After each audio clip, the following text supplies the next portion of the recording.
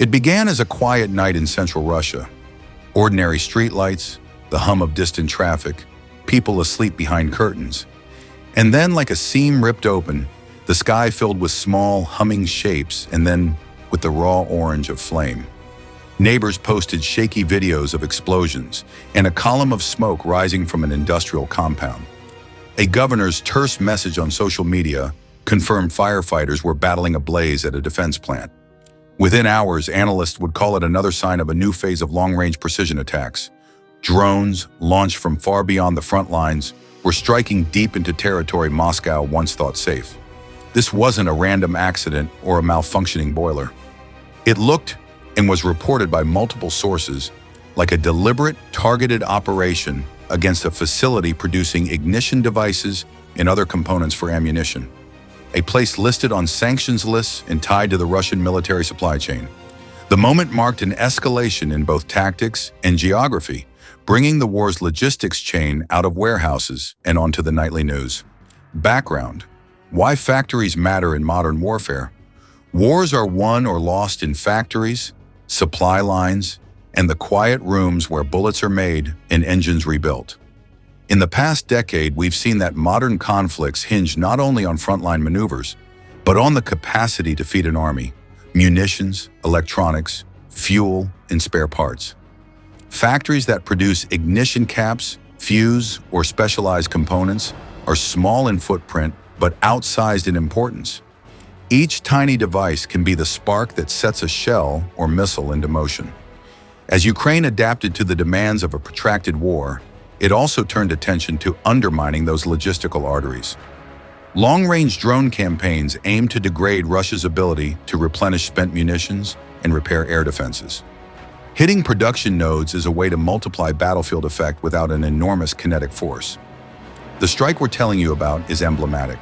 Not a frontline ambush, but a calculated disruption of the industrial base that feeds military operations. Analysts say this approach reflects a strategic calculus.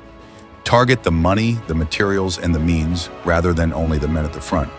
The target, the Murom instrument building plant and similar sites. The reported target in this incident was the Murom instrument building plant, a facility long associated with manufacturing ignition components and other military hardware. Public records and open-source intelligence show the plant supplied various state agencies and was under EU and Ukrainian sanctions because of its role in the war economy. Satellite imagery analysts and local reports later confirmed damage to at least one warehouse and adjacent buildings. The kind of infrastructure that stores finished components ready for shipment to depots and frontline units. For both sides, the identity of the target shapes the narrative. Kiev frames it as a legitimate military target undermining Russian war-making capacity, while Moscow emphasizes civilian safety and the dangers of escalation. For viewers trying to understand the strike's real-world implications, it's critical to see that the hit was not on a generic factory, but on a node explicitly tied to ammunition supply chains. The strike, how it unfolded that night. Witness accounts, local official statements, and open-source footage paint a similar sequence. In the hours after midnight, residents described the distinctive whine of small aircraft and then a series of blasts. Some videos show bright flashes and a column of smoke climbing into the pre-dawn sky. Regional officials spoke of multiple drones detected and of firefighting crews responding to a blaze that consumed roughly 700 to 800 square meters of facilities. Russian sources said air defenses and electronic warfare systems engaged several incoming UAVs. Ukrainian reporting and security sources later attributed the operation to long-range strike drones. Part of a growing arsenal Kyiv is using to reach strategic targets hundreds of kilometers from the front. The strike caused concentrated damage to storage in administrative buildings rather than mass casualties, according to official updates. Nevertheless, the psychological and operational impacts were immediate. The scene was less a pitched battle and more a surgical strike with strategic intent.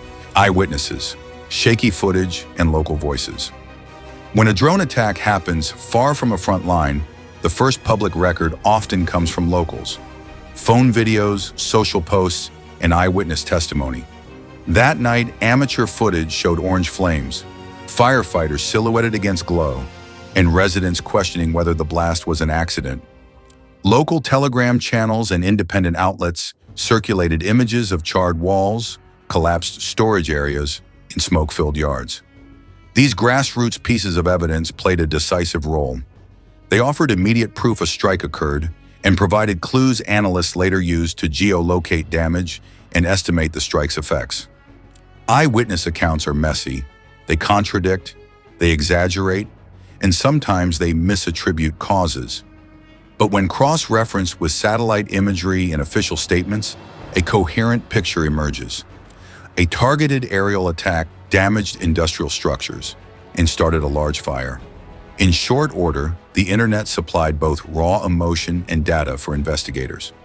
Official reactions, Kyiv, Moscow, and the gray zone between official statements, matter almost as much as physical damage in modern conflicts. Kyiv, when it acknowledges such strikes, typically frames them as precision operations, targeting military infrastructure crucial to the enemy's war effort. Moscow, predictably, responded by stressing interception success, minimal damage claims, and invoking the specter of civilian risk and legal violation. Regional governors confirmed fires and damage, while the Defense Ministry emphasized that most drones were detected and neutralized. This tug-of-war over facts is a strategic battle in itself. Admitting a significant strike undermines public confidence and exposes vulnerabilities, while overclaiming interception success risks credibility when satellite images and independent reporters show otherwise. Both sides manage narratives to shore up domestic support and to influence international audiences, deciding whether to voice condemnation, restraint, or tacit approval. Smoke and satellites, how imagery confirmed what people saw. In the days after the attack, satellite imagery analysts and OSINT groups compared pre- and post-strike photos and concluded that a warehouse at the site had been destroyed. High-resolution before and after images picked out missing roofs, burn scars, and the footprint of fires consistent with eyewitness video. These commercial satellite snapshots, widely available to independent researchers today, play the role of impartial witnesses. Where social posts and official claims conflict, the satellites rarely lie. They show physical change. Analysts use that evidence to estimate the scope of damage and to suggest what had been stored where. In this case, the images reinforce local reports of a large fire and structural loss. In modern warfare, then, satellites are the forensic cameras that transform rumor into documented fact. What was damaged? Warehouses, not whole factories. Although dramatic footage of fire and ruined walls creates an impression of wholesale destruction, the evidence pointed to a more limited but strategically meaningful impact. The destruction of warehouses in specific production or storage buildings, not the entire industrial complex. A lost warehouse of ignition devices or finished components is a highly concentrated blow. Fewer square meters damage can translate into a significant delay in replenishment because those materials are specialized, regulated, and not easily replaced overnight. Moreover, damage to administrative buildings can slow logistics, shipment coordination, and record keeping, all of which ripple down supply chains. So while the factory as a whole might continue operations elsewhere, targeted damage at storage and key production nodes yields outsized military effects relative to the physical footprint destroyed. International reactions, allies, critics, and the legal debate. When deep strikes occur, international actors respond not only emotionally, but through policy. Western allies typically balance condemnation of strikes on civilian infrastructure with understanding of legitimate military targets. Some voice caution to avoid escalation. Neutral states might call for restraint, and international legal scholars debate proportionality and distinction under humanitarian law. In some cases, strikes that clearly target military production sites gain tacit diplomatic tolerance. In others, claims of collateral damage or civilian risk provoke condemnations and calls for restraint.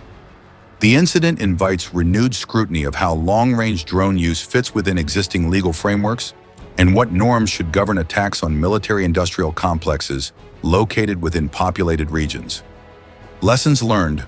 What militaries on both sides will take away. Both attackers and defenders study every engagement. Attackers assess what worked, drone ranges, swarm tactics, timing, and intelligence that pinpointed vulnerable storage. Defenders analyze failures, radar blind spots, electronic warfare limits, and physical vulnerabilities of warehouses. The likely consequences include hardened storage, concrete revetments, dispersal, improved air defenses closer to industrial zones, and more aggressive counter-drone measures. On the attacker side, expect continued refinement of range, autonomy, and integration of low-cost drones with bigger strike systems. The broader lesson: in modern conflict, industrial geography is now a battlefield, and both sides will adapt to protect or exploit it. Closing, a new geography of vulnerability. The strike on the weapon factory was more than a news item. It was a symbol of how the war has evolved. Front lines are no longer the only places to plan operations. Industrial hinterlands, logistical nodes, and energy hubs have become integral to strategy. For residents of places like Murom, nights once safe are now punctuated by the whine of drones and the glare of firefighting lights. For military planners, the episode is a lesson in risk, adaptation, and the growing role of precision aerial tools in shaping the course of conflict. And for the rest of the world, it is a reminder that modern wars reach deep into societies, touching factories, families, economies, and the rules we thought governed battlefield behavior. Stay informed, verify sources, and demand clarity. If this narrative matters to you, don't let headlines alone settle your view. Verify with independent sources, check satellite confirmations, and weigh multiple accounts before forming conclusions. Share responsibly. When you post or repost footage, include context and labels. Don't amplify raw clips without verification. Support independent journalism and open-source investigators who piece together the facts from images, satellite data, and first-person reporting. If you follow this channel, subscribe for deep dive explainers that unpack events like this one, how they happened, why they matter, and what they mean for the people on the ground. Share this video, comment with questions, and join the conversation. Because understanding is the first step toward thoughtful response.